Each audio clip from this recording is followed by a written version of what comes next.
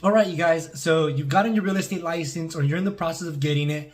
One of the biggest things to consider is going to be signing up with a brokerage in your area, right? So in this video, we're going to go over some things to consider and hopefully you find this helpful. All right, you guys. So one of the first things you're going to want to consider is if you're going to go into this as a solo agent or you're going to jump into a team. Now, there's nothing wrong with going in solo and nor is there anything wrong with joining a team. If you're a newer agent and you've never done real estate before and you're just kind of new to this, I do suggest you jump in more towards the team setting. And the biggest reason for that is you're going to be surrounded by individuals that have been in the business and have been doing it now for a while, right? You're going to want to interview a few brokerages in your area and see which team is the best for you. And making sure that, I guess, the vibe is there, right? That the work ethic that they're putting in is exactly what you're looking for, especially if you're in this full time. Now, if you're going in solo, there is nothing wrong with that. You can potentially find it a little more challenging, especially when you're on your own. You know, when it comes to setting up showings, preparing open houses, listing presentations, or just have general questions, you might find it a little bit more challenging. So it's always something to consider joining a team.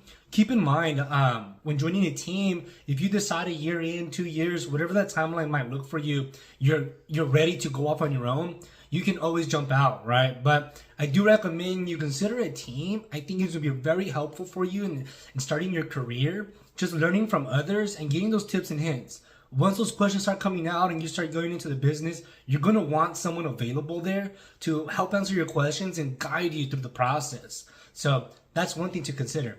All right, you guys. So once you have decided if you're going to go into this business solo or if you're going to join a team, one thing to consider when interviewing your local brokerages is going to be the split they're offering you. Now, the split is going to be the percent of the commission that they're going to be taking away and how long or the duration that's going to be.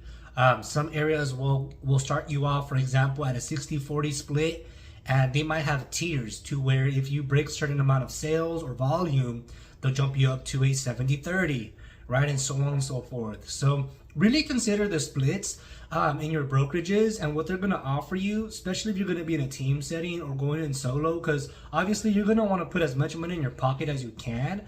But if you're going to be getting mentored or in a team setting, sometimes taking that higher split is going to benefit you because you're going to have the resources and the people available to kind of guide you through your journey.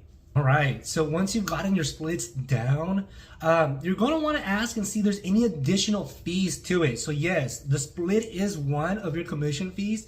There are brokerages that have additional fees such as office space or for material inside as well. So just little nitpick things that you can really ask your brokerage or you're interviewing if there are any additional fees, because again, it might not seem a lot, a couple of dollars on printing paper, but if you have 4 or 5 clients and they each want to see 4 or 5 homes and you're printing out a few documents each, I mean, it adds up long ways, not considering now your gas you're putting in and the lunches you grab in between. So it does add up, you guys, in this business. And remember, you're not getting paid hourly. You get paid per deal closed, which range from a 30-day escrow to as high as a 45 or longer, right? So you're going to want to keep that in consideration and try to keep as much money as in your pocket as possible.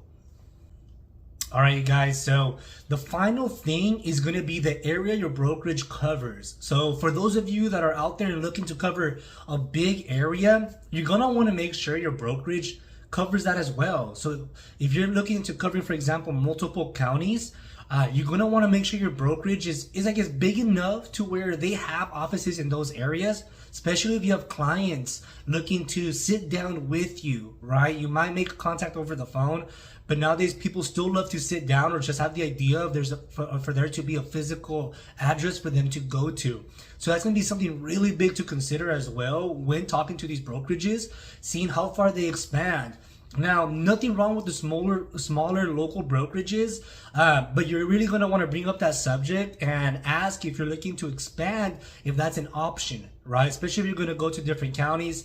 I did find that with smaller brokerages, they'll typically only settle to 1 or 2 counties in the area. All the bigger ones will typically have offices around. So it's going to be something you're going to want to consider when making this decision. All right, you guys, so I hope you found that helpful, especially as a new real estate agent, or if you're still working on your license, you're kind of thinking ahead of what you're going to do next after you get your license.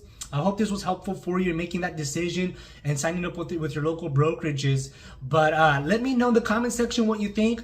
Give me a thumbs up if you found this helpful, and subscribe if you haven't done so already. Until next time, you guys.